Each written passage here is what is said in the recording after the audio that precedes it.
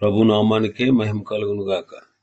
కూడి వచ్చిన మీ అందరికీ కర్మల ఆత్మీయ సహవాస సంఘ విశ్వాసులందరికీ మన ప్రభువును ఆయన ప్రియ కుమారుడునైన యేసుక్రీస్తు వారి శ్రేష్ఠ నామములో శుభములు మరియు అందరికీ వందనాలు.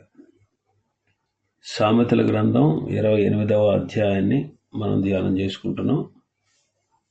సామెతలు 28వ అధ్యాయం ముఖ్యమైన అంశం ఏంటంటే సాంఘిక జీవితంలో పేదల ఎడల అక్రమమైన చర్యలు జరుగుట. ఇవి ముఖ్యంగా ఈ అధ్యాయంలో మనం చూడవచ్చు. గత దినం వరకు 13 వచనాలు మనం ధ్యానం చేసుకున్నాం. 14వ వచనాన్ని చదువుకుందాం.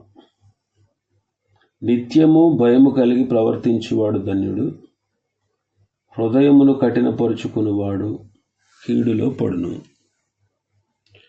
నిత్యము భయము కలిగి ప్రవర్తించువాడు ధన్యుడు.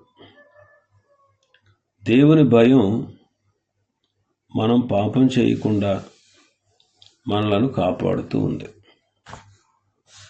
దేవుని భయం మనం పాపం చేయకుండా మనల్ని కాపాడుతుంది. యెహోవా యందు భయభక్తులు కలిగి ఉండుట చెడుతనమును అసహించుకునుటయే అంటాడు 8వ అధ్యాయం 13వ వచనంలో. 16వ అధ్యాయం 6వ వచనం చదివితే యెహోవా యందు భయభక్తులు కలిగి ఉండుట వలన మనుష్యులు చెడుతనం నుండి తొలగిపోతారు. నిర్గమకాండం 20వ అధ్యాయం 20వ వచనం చదివితే మోషే గారు అంటారు, భయపడకండి, మిమ్మల్ని పరీక్షించుటకు మీరు పాపము చేయకుండానట్లు ఆయన భయం మీకు కలుగుటకు దేవుడు ఏం చేశాను అని చెప్తారు.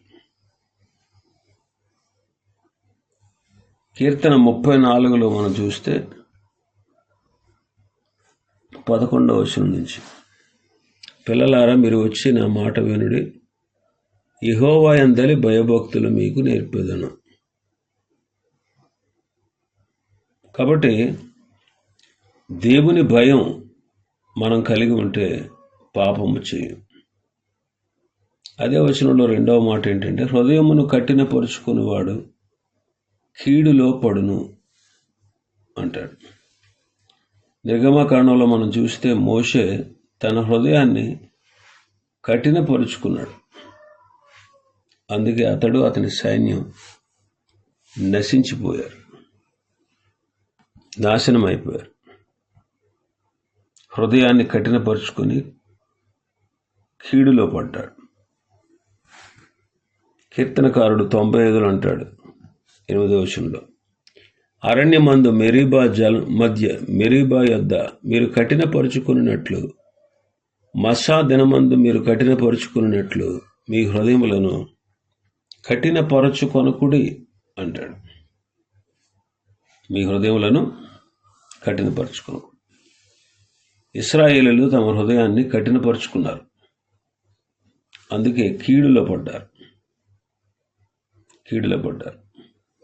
మన భాగంలోకి 15వ వచనాన్ని మనం చదివితే 15వ వచనం, బొబ్బరించు సింహమును తిరుగులాడు ఎలుగుబంటి దరిద్రులైన జనుల నీలు దుష్టుడును సమానములు. దరిద్రులను ఏలేటువంటి దుష్టుడు ఎలాంటి వాడు అంటే బొబ్బరించే సింహం లాంటివాడు, తిరుగులాడు ఎలుగుబంటి లాంటి. ఈ సింహం, ఎలుగుబంటి ఇవి ఎప్పుడు కూడా దేనిని చీల్చుకొని తిందామా అని తిరిగే క్రూర మృగాలన్నమాట. కాబట్టి దరిద్రులైన జనుల నేలే దుష్టుడు అలాంటివాడు.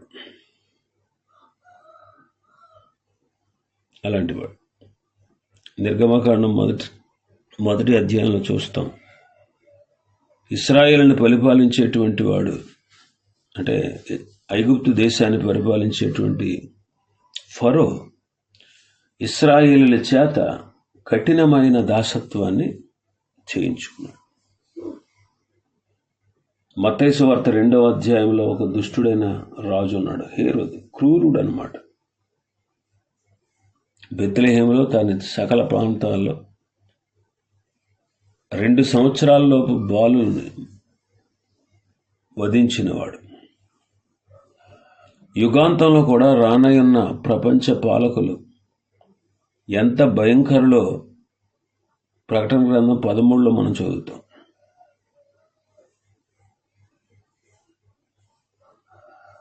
ఇంకా మనం చూస్తే 16వ వచనం,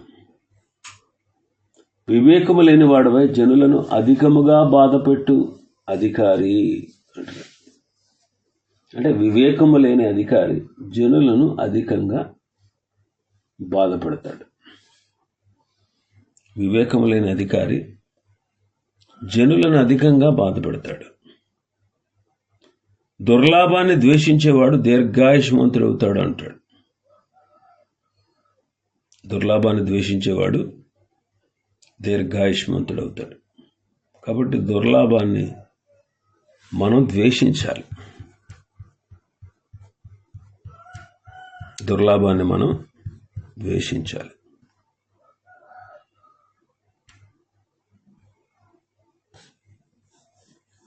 ఇంకా మనం చూస్తే 17వ వచనం, ప్రాణము తీసి దోషము కట్టుకునినవాడు గోతిలోనికి పరుగెత్తుచున్నాడు, ఎవడను అట్టి వాడిని ఆపకూడదు అంటాడు. దోషము కట్టుకున్నవాడు, ప్రాణము తీసి దోషాన్ని కట్టుకున్నవాడు గోతికి పరిగెడుతున్నాడు. ఆదికాండం 4వ అధ్యాయంలో మనం చూస్తాం. ఆదికాండం 4వ అధ్యాయంలో కయ్యను తన తమ్ముడిని చంపివేశాడు. తన తమ్ముడి ప్రాణాన్ని తీసేశాడు. నీ తమ్ముని రక్తం యొక్క ప్రాణం నాకు మొరపెడుతుందని ప్రభువు చెబుతారు. కాబట్టి ప్రాణము తీసి దోషాన్ని కట్టుకునేవాడు గోతికి పరిగెడుతున్నాడు, అంటే నాశనానికే పోవడానికి సిద్ధంగా ఉంటాడు. అందుకే ధర్మశాస్త్రం చెప్పేది ఏంటంటే, నరుని ప్రాణము తీసిన వాని దోషము వాడి ప్రాణమే ప్రాయశ్చిత్తం చేస్తుంది అంటారు. ఇంకా మన భాగంలోకి వస్తే 18వ వచనం, యథార్థముగా ప్రవర్తించేవాడు రక్షింపబడును, మూర్ఖ ప్రవర్తన గలవాడు హఠాత్తుగా పడిపోవును. అంటే యథార్థముగా ప్రవర్తించేవాడు రక్షింపబడు. మనం యథార్థంగా ప్రవర్తించాలి. మూర్ఖంగా ప్రవర్తించామనుకోండి, హఠాత్తుగా పడిపోవలసి వస్తుంది, నాశనం అయిపోవలసి వస్తుంది.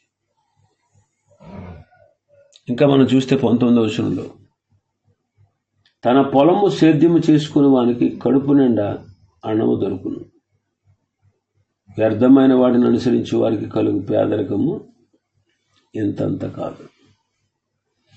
తన పొలమును సేద్యము చేసుకునే వాడికి కడుపు నిండా అన్నం దొరుకుతుందంట. అదే వ్యర్థమైన వాటిని అనుసరించే వాడికి కరువు, అమితమైన పేదరికం వస్తాయి. కాబట్టి కష్టించి పని చేయడం ఇది చాలా అవసరం. ఇంకా 20వ వచనంలో మనం చూస్తే మన భాగంలో, నమ్మకమైన వానికి దీవెనలు మెండుగా కలుగును అంటాడు.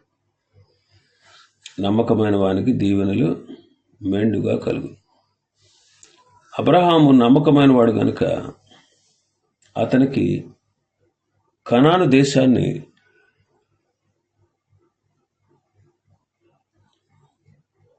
స్వాస్థ్యంగా ప్రభు ఇచ్చారు. నెహెమ్యా గ్రంథం 7వ అధ్యాయంలో చదువుతాం మనం. నెహెమ్యా గ్రంథం 7వ అధ్యాయం,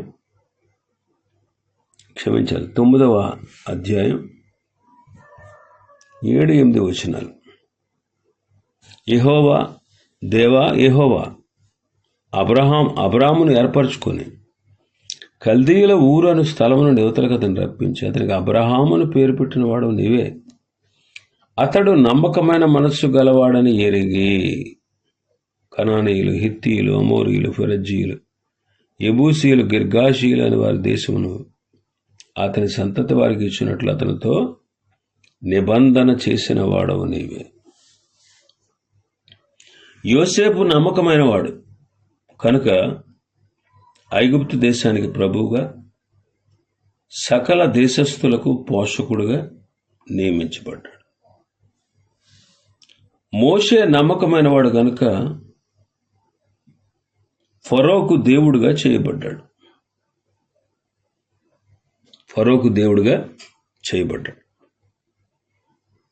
దానియేలు నమ్మకమైన వాడు గనుక ప్రపంచమునకు అధినేత అయ్యాడు. అంటే 127 సంస్థానాల మీద అధిపతి అయ్యాడు. వీళ్ళ నమ్మకస్తులు. అబ్రహాము నమ్మకమైన వాడు, యోసేపు నమ్మకమైన వాడు, మోషే నమ్మకమైన వాడు, దానియేలు నమ్మకమైన వాడు. అపొస్తలుడైన పౌలు కూడా నమ్మకమైన వాడు కాబట్టి ఆసియాలో, ఐరోపాలో అనేకమైన సంఘములు స్థాపించాడు. అపొస్తలుడైన పౌలు తిమోతి పత్రికలో అంటాడు, పూర్వము దోషకుడును, హింసకుడును, హానికరుడనైన నన్ను తన పరిచర్యకు నియమించి నమ్మకమైన వానిగా ఎంచినందుకు అంటాడు. కాబట్టి నమ్మకమైన వానికి దీవెనలు మెండుగా కలుగుతాయి. అబ్రహాముకు కనాను దేశం స్వాస్థ్యంగా దొరికింది, అతనికి అంత సంతని వారికి. యోసేపు చెరసాల్లో ఉండవలసిన వాడు, బానిసగా ఉండాల్సిన వాడు, క్రమక్రమం అభివృద్ధి చెందుతూ వచ్చాడు. దానికి గల కారణం అతని నమ్మకం. మోషే నమ్మకమైన వాడు, తన ఇల్లంతటిలో నమ్మకమైన వాడు. నా ఇల్లంతటిలో నమ్మకమైన వాడని ప్రభువే మోషేని గూర్చి సెలవిచ్చాడు. దానియేలు నమ్మకమైన వాడు. తన చుట్టూ ఉన్నటువంటి అధిపతులు అతనిలో ఏదైనా తప్పైనా లోపమైనా ఉందేమో అని కనుగోవడానికి చూశారట. దానియేలు ఏ తప్పైనా ఏ లోపమైనా చెయ్యలేదు. అందుకే దేవుడు వారిని గొప్పవారుగా చేశాడు. అపొస్తలుడైన పౌలు కూడా నమ్మకమైన వాడు కనుకనే 2 ఖండాలు, ఆసియా, ఐరోపా ఖండాల్లో అనేక సంఘాలు స్థాపించాడు.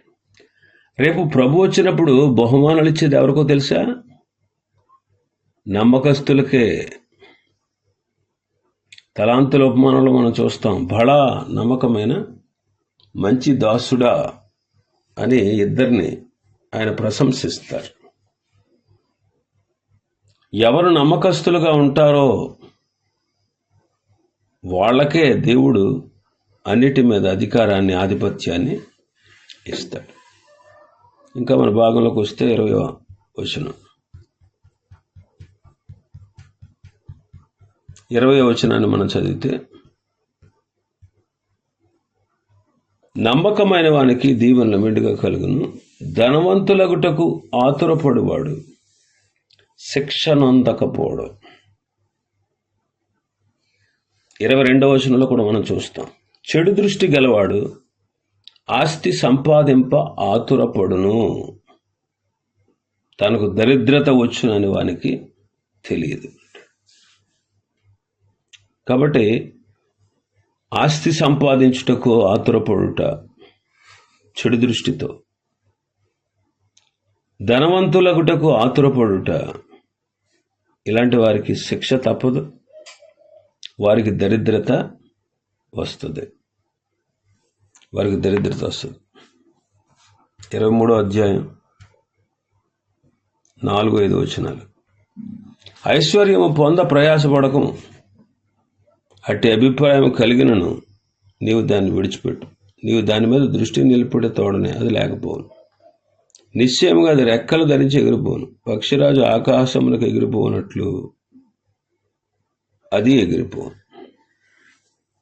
16వ అధ్యాయం 5వ వచనాన్ని చదివితే, గర్వహృదయులందరూ యెహోవాకు హేయులు, నిశ్చయముగా వారు శిక్ష పొందుతారు. తిమోతి మొదటి పత్రికలో అంటాడు 6వ అధ్యాయంలో, ధనవంతులకుటకు ఆతురపడువాడు శిక్షలో పడతాడు, శోధనలోను.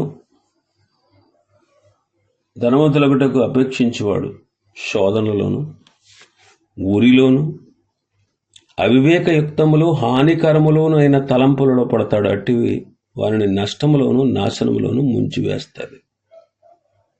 ఎందుకంటే ధనాపేక్ష సమస్తమైన కీడులకు మూలం అంటాడు. కాబట్టి ధనవంతులు చాలా జాగ్రత్తగా ఉండాలి.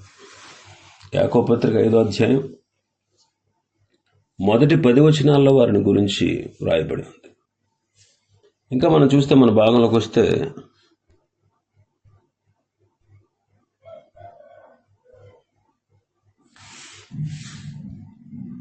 మన భాగంలోకి వస్తే 21వ వచనం, పక్షపాతము చూపుట మంచిది కాదు అంటాడు.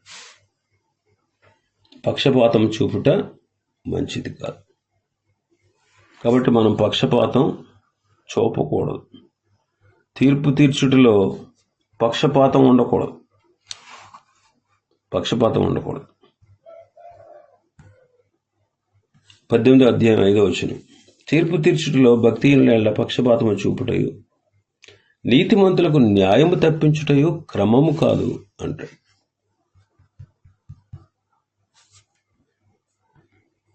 24వ అధ్యాయం 23వ వచనం, న్యాయము తీర్చుటలో పక్షపాతము చూపుట ధర్మము కాదు అంటాడు.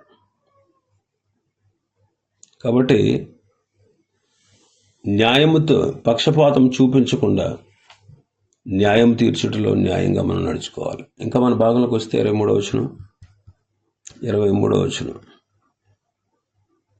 నాలుకతో ఇచ్చుకొమలాని వాడి కంటే నరులను గద్దించేవాడు తుదకు ఎక్కువ దయ పొందునట్టు. కాబట్టి ఇతరులకి ఏదో లాలన చేసి మాట్లాడడం కంటే గద్దించినప్పుడే వాడు సరైన విధానంలో ఉంటాడు, వాడికి మనం మేలు చేసినట్టు అవుతుంది. 27వ అధ్యాయం 5-6 వచనాల్లో మనం చూస్తే, లోపల ప్రేమించడం కంటే బహిరంగంగా గద్దించటం మేలు. మేలు కోరి స్నేహితుడు గాయం చేస్తాడు, పగవాడు లెక్కలేని ముద్దులు పెడతాడు మనం అని చెబుతాం. తన పొరుగు వానితో ఇచ్చుకములాడువాడు వాడిని పట్టుకొనుటకు వల వేసేవాడు అంటాడు. 29:5. ఇంకా మనం చూస్తే మన భాగంలోకి 24వ వచనం మనం చదివితే, తన తల్లిదండ్రుల సొమ్ము దోచుకొని అది ద్రోహము కాదనుకున్నవాడు నశింపజేయువానికి జతగాడు అంటాడు. తన తల్లిదండ్రుల సొమ్ము దోచుకొని అది ద్రోహం కాదు అనుకునేవాడు నశింపచేసేవాడికి జతకాడు అంటాడు. కాబట్టి నీ తల్లిని తండ్రిని సన్మానించుము అని మనం చదువుతాం. మత్తయి సువార్త 15వ అధ్యాయంలో మనం చదువుతాం. మత్తయి సువార్త 15వ అధ్యాయం 4వ వచనం నుంచి, తల్లిదండ్రులు గణపరచమని తల్లినైన తండ్రిని దూషించేవాడు తప్పక మరణం పొందవాలని దేవుడు సెలవిచ్చాను. మీరైతే ఒకడు తన తండ్రినైనా తల్లినైనా చూచి నా వలన నీకేది ప్రయోజనకరమగును అది దేవార్పితమని చెప్పిన ఎడల అతడు తన తల్లినైనను తండ్రినైనను గణపరచనక్కర్లేదు అని మీరు చెప్పుచున్నారు అంటాడు ప్రభు. ఇంకా మన భాగంలోకి వస్తే 25వ వచనంలో, పేరాస గలవాడు కలహము రేపును, యెహోవా యందు నమ్మకం ఉంచువాడు వర్ధిల్లును అంటాడు. పేరాస గలవాడు కలహం రేపుతాడు. 26వ వచనంలో మనం చూస్తే 25లోనేమో యెహోవా యందు నమ్మకం ఉంచువాడు వర్ధిల్లుతాడు. 26వ వచనంలో తన మనస్సును నమ్ముకున్నవాడు బుద్ధిహీనుడు. ఈ లోకంలో ప్రగాఢమైనటువంటి ప్రభావాన్ని మన మీద చూపగల 2 అంశాలు ఉన్నాయి. వాటిని మనం ఎన్నుకోవాల్సి ఉంది. ఏది ఎన్నుకుంటామో దానివల్ల శాశ్వతమైన ఫలితాలు కలుగుతాయి. జ్ఞానవంతుడు దేవుని మీద నమ్మకం ఉంచుతాడు. మూర్ఖుడు తనపై తానే నమ్మకం పెట్టుకుంటాడు. తన సొంత అభిప్రాయాలు, తన మేధస్సు, బుద్ధి మొదలైన వాటిని నమ్ముకుంటాడు.